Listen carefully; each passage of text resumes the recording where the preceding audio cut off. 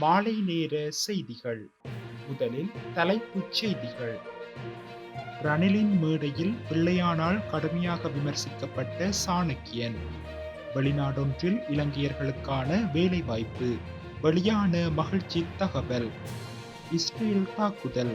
West பேங்கில் இதுவரை 11,000 மாணவர்கள் உயிரிழப்பு. யாகி புயல் பாதிப்பு. மியான்மரில் பலி எண்ணிக்கை 226ஆக உயர்வு. உலகின் பரபரப்பான வர்த்தக பகுதியில் போக்குவரத்து தடை. அரசு மற்றும் தனியார் துறையில் 1,00,000 சுய வேலை வாய்ப்புகள். ரணில் உறுதி. அனுரகுமார திசாநாயக்கவை பதற்றமடைய வைத்த புறா. தொடர்வென விரிவான செய்திகள். தமிழரசு கட்சிக்காரர்களே சாணக்கியனை தோற்கடிக்கப் போகின்றார்கள்.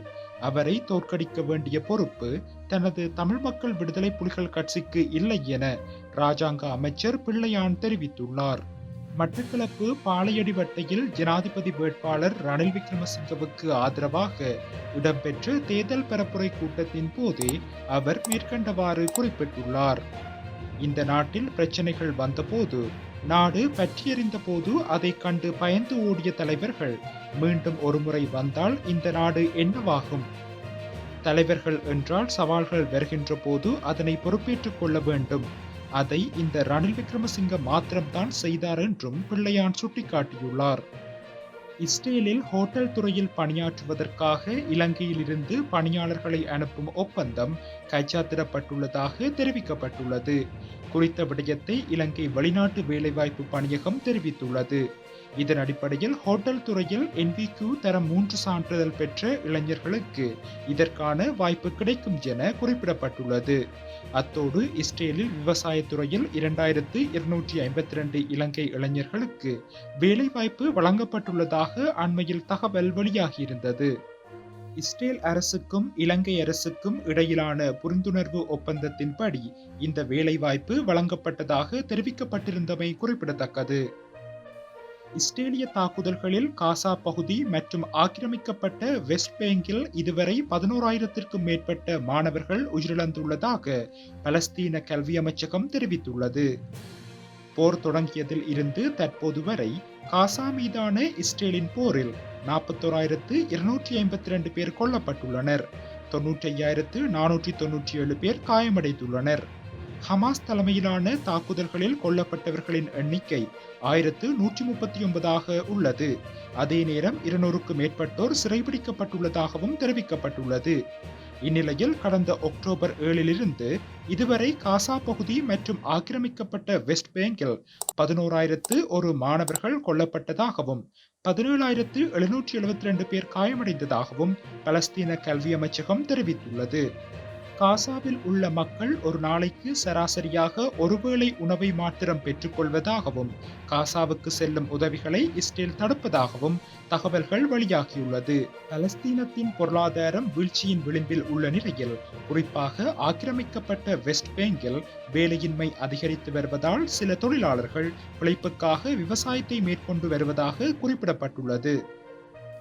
யாகி புயலினால் மியான்மரில் ஏற்பட்ட வெள்ளம் மற்றும் நிலச்சரிவுகளில் சிக்கி 226 பேர் உயிரிழந்துள்ளதாக சர்வதேச ஊடகங்கள் செய்தி வெளியிட்டுள்ளன. தென்சீன கடலில் உருவான யாகி புயல் பிலிப்பைன்ஸ், தெற்கு சீனா, வியட்நாம், லாவோஸ் மற்றும் மியான்மர் ஆகிய நாடுகளை கடுமையாக தாக்கியுள்ளது. இந்த புயலை தொடர்ந்து ஏற்பட்ட கனமழை மற்றும் அதன் தொடர்ச்சியாக வெள்ளம் மற்றும் நிலச்சரிவு ஆகியவை ஏற்பட்டது. இந்நிலையில் மியான்மரில் ஏற்பட்ட வெள்ளம் மற்றும் நிலச்சரிவுகளில் சிக்கி 226 பேர் உயிரிழந்துள்ளதுடன் 77 பேர் காணாமல் போயுள்ளதாக அந்நாட்டு ஊடகங்கள் செய்தி வெளியிட்டுள்ளன. மியான்மர் உள்நாட்டு போரால் பாதிக்கப்பட்டுள்ளதால் பாதிக்கப்பட்ட பகுதிகளுடனான தகவல் தொடர்பு சிக்கல்கள் காரணமாக உயிரிழப்பு எண்ணிக்கை குறைவாக உள்ளது என அறிய முடிவதாக தெரிவிக்கப்பட்டுள்ளது. யாகி புயல் முன்னதாக வியட்நாம், வடக்கு தாய்லாந்து மற்றும் லாவோஸை தாக்கியது. இதில் வியட்நாமில் கிட்டத்தட்ட 300 பேரும், தாய்லாந்தில் 42 பேரும், லாவோஸில் 4 பேரும் உயிரிழந்துள்ளதாக தென்கிழக்கு ஆசிய நாடுகளின் ஒருங்கிணைப்பு மையம் தெரிவித்துள்ளமை குறிப்பிடத்தக்கது.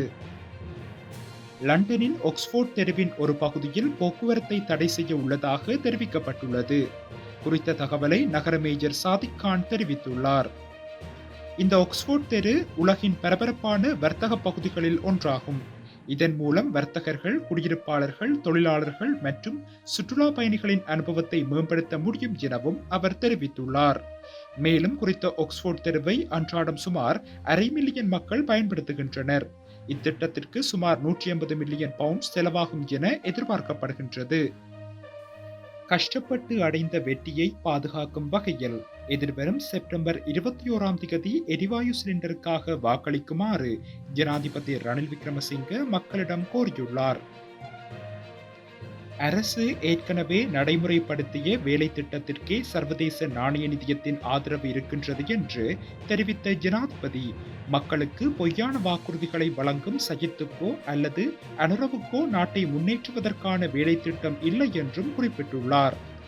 வெள்ளவாயுவில் நடைபெற்ற ரணிலால் இயலும் வெற்றி பேரணியில் கலந்து கொண்டு உரையாற்றும் போதே ஜனாதிபதி இதனை கூறினார்.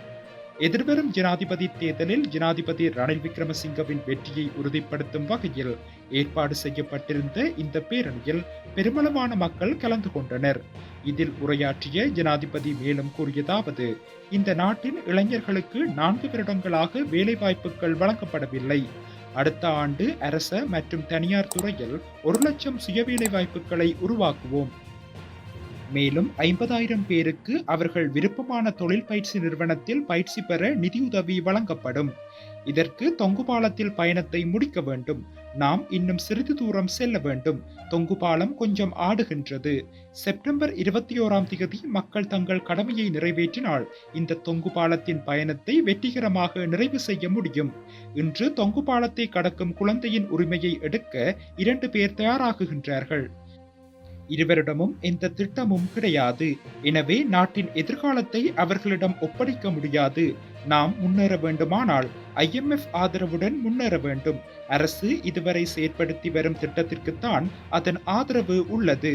முன்னாள் விவசாய அமைச்சர் அனுரகுமார என்னை விவாதத்திற்கு அழைத்தார்.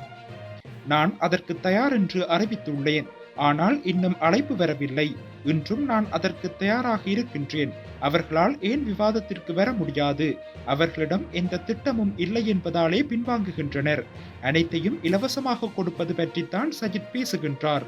தலைவலியையும் அவர் இலவசமாக கொடுப்பார். ஆனால் நாம் கடினமாக பெற்ற வெற்றியை பாதுகாத்து முன்னேற வேண்டும்.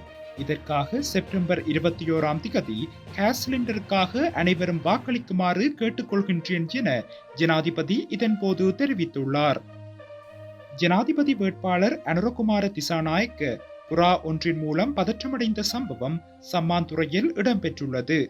கடந்த வெள்ளிக்கிழமை தேசிய மக்கள் சக்தியின் அம்பாறை மாவட்டத்திற்கான சம்மாந்துறை தொகுதியில் தேர்தல் பிரச்சார கூட்டம் நடைபெற்றிருந்தது.